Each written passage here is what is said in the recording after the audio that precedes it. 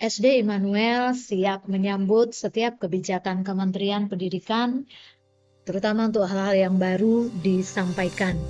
Saat ini kita akan berbicara tentang topik tunggal kita, yaitu tes kemampuan akademik.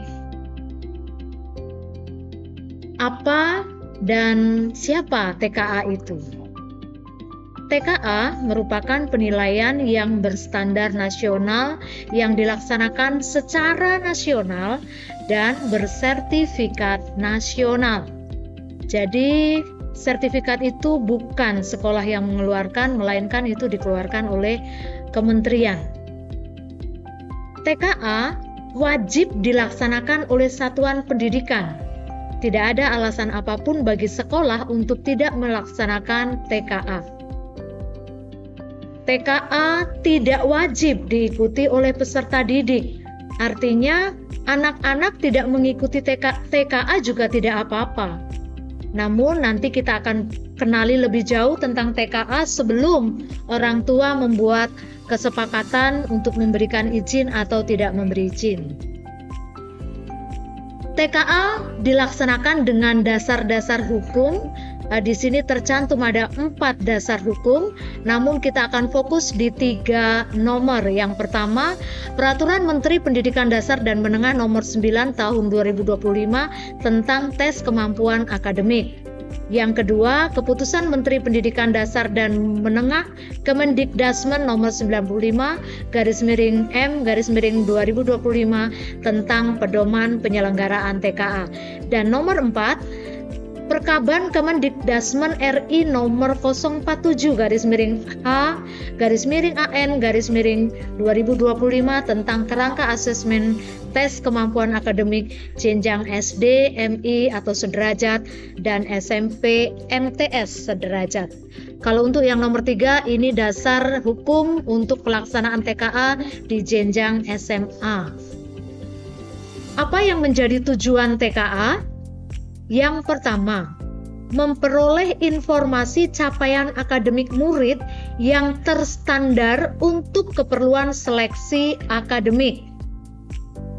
Poin yang kedua, menjamin pemenuhan akses murid pendidikan formal, non-formal, dan informal terhadap penyetaraan hasil belajar. Yang ketiga, mendorong peningkatan kapasitas pendidik dalam mengembangkan penilaian yang berkualitas. Dan yang keempat, memberikan bahan acuan, pengendalian dan penjaminan mutu pendidikan. Nah, siapa yang menjadi peserta dalam TKA? Yang pertama, murid jalur pendidikan formal, non-formal, dan informal yang memiliki NISN valid dan aktif pada satuan pendidikan. Yang kedua, murid kelas 6 SD atau bentuk lain yang sederajat pada jalur pendidikan formal atau non-formal atau paket A memiliki hasil belajar kelas 5 dan semester gasal kelas 6. Yang ketiga adalah murid kelas 9 SMP, lalu yang keempat itu murid kelas 12 SMA atau MA, dan yang kelima itu murid kelas 12 atau 13 SMK. Dan yang terakhir, murid berkebutuhan khusus tetapi tidak memiliki hambatan dalam intelektual.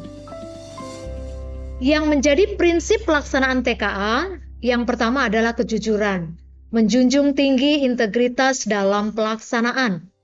Yang kedua, kerahasiaan, menjaga informasi TKA dari akses yang tidak sah.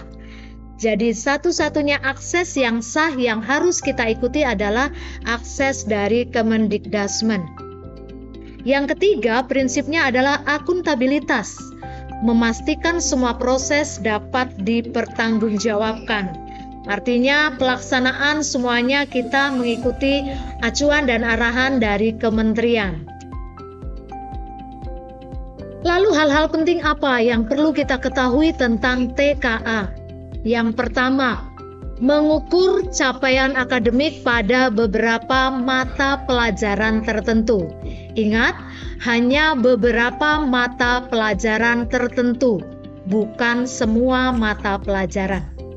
Yang kedua, TKA melengkapi sistem penilaian yang ada saat ini, tidak menggantikan penilaian oleh satuan pendidikan.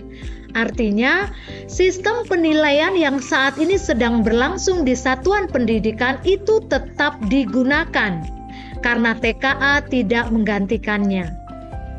Yang ketiga, hasil TKA tidak menentukan kelulusan dari satuan pendidikan. Kelulusan tetap ditentukan oleh satuan pendidikan. Hal ini perlu sekali untuk diketahui agar tidak ada kesalahpahaman. Bukan berarti anak yang sudah ikut TKA lalu dapat sertifikat dari kementerian itu otomatis lulus. Tidak demikian. Lulus atau tidak lulus anak itu ditentukan oleh sekolah atau satuan pendidikan. Tentunya dengan mengikuti ketentuan-ketentuan ujian sekolah yang sudah ditentukan. Yang keempat, hasil TKA sebagai salah satu pertimbangan seleksi jenjang pendidikan selanjutnya. Artinya kalau dia sertifikat TKA SD akan menjadi bahan pertimbangan untuk jenjang pendidikan di SMP, demikian seterusnya. Dan penyetaraan antar jalur pendidikan. Dan yang kelima tentang TKA adalah bahwa hasil TKA dapat digunakan untuk keperluan seleksi akademik lainnya, serta sebagai acuan pengendalian dan penjaminan mutu pendidikan. Tidak akan menutup kemungkinan misalnya suatu hari nanti anak-anak kita akan masuk contoh, mungkin mau menjadi polisi dan yang lain, bisa jadi sertifikat TKA ini menjadi salah satu syarat. Artinya dari sekarang sudah harus mereka miliki ketika pemerintah sudah memulai melaksanakan TKA. Kapan dan bagaimana pelaksanaan TKA itu dilakukan? Untuk materi ujinya, seperti yang tadi disampaikan bahwa hanya beberapa mata pelajaran saja. Jadi untuk TKA tingkat SD itu hanya bahasa Indonesia dan matematika. Itu materi ujinya. Kemudian komposisi soalnya itu sebagian dari soal pusat dari kementerian dan sebagian lagi soal dari daerah atau pemerintah kota Bandar Lampung. Kemudian untuk modanya kita lakukan berbasis komputer. Jadi semuanya dikerjakan melalui komputer. Dalam hal ini SD Metodis Immanuel Bandar Lampung akan memfasilitasi seluruh peserta didik dalam mengikuti TKA. Lalu estimasi waktunya kapan? Diperkirakan Maret sampai April 2026 SD akan melaksanakan TKA. Untuk detail pelaksanaan waktunya itu ada sesinya ada 3. 10 menit pertama itu untuk latihan, 60 menit selanjutnya adalah mengerjakan bahasa Indonesia, dan 60 menit selanjutnya mengerjakan matematika. Ketentuan ini dibuat oleh kementerian. Lalu apa yang dipelajari atau yang harus dipersiapkan yang akan diujikan melalui matematika tingkat SD? Ada 3 elemen. Yang pertama bilangan, yang kedua geometri dan pengukuran, dan yang ketiga itu data dan peluang. Di sini akan dilakukan pengukuran kemampuan murid dalam memahami fakta, konsep, prinsip, dan prosedur matematika, serta kemampuan mereka dalam menerapkan pengetahuan matematika untuk menyelesaikan masalah atau problem solving. Ini adalah contoh-contoh soal TKA yang sudah diluncurkan oleh kementerian.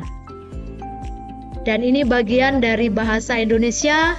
Perlu diingat bahwa untuk bahasa Indonesia fokus pada keterampilan membaca. Jadi diharapkan seluruh anak-anak dipersiapkan, didorong, dan dibantu semangatnya untuk memiliki semangat membaca atau berliterasi. Karena dalam bahasa Indonesia, aspek keterampilan membaca yang diukur adalah mengidentifikasi informasi tersurat dalam teks, lalu menyusun ulang, mengelompokkan, membuat ikhtisar dan menyajikan kembali informasi tersurat dalam teks. Bagian yang ketiga, yang merupakan aspek keterampilan membaca juga, adalah mengidentifikasi dan menyimpulkan informasi tersirat dalam teks, menilai gagasan, fakta, atau opini dalam teks, dan menanggapi isi teks, merefleksi diri dengan tokoh atau kejadian, dan menanggapi bahasa penulis dalam teks. Berikut adalah contoh-contoh soal. Soal-soal yang disampaikan ada juga soal jenis soal grup. Artinya, satu teks itu akan menjawab pertanyaan di beberapa nomor. Ini adalah contoh soal grup. Nah, Bapak, Ibu, dan Saudara, informasi lengkap tentang soal-soal TKA disediakan oleh kementerian. Di sini kami menyediakan barcode yang bisa di-upload, bisa di-download, bisa dilihat untuk lebih jauh memberi kesempatan kepada anak-anak kita berlatih secara mandiri selain mereka juga akan dipersiapkan di sekolah.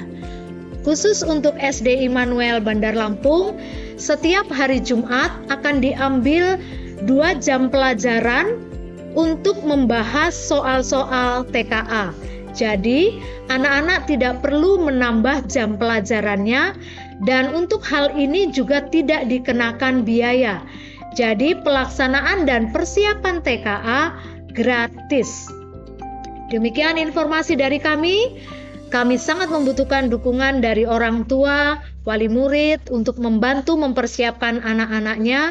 Mari kita song-song bersama setiap tantangan yang ada di hadapan kita.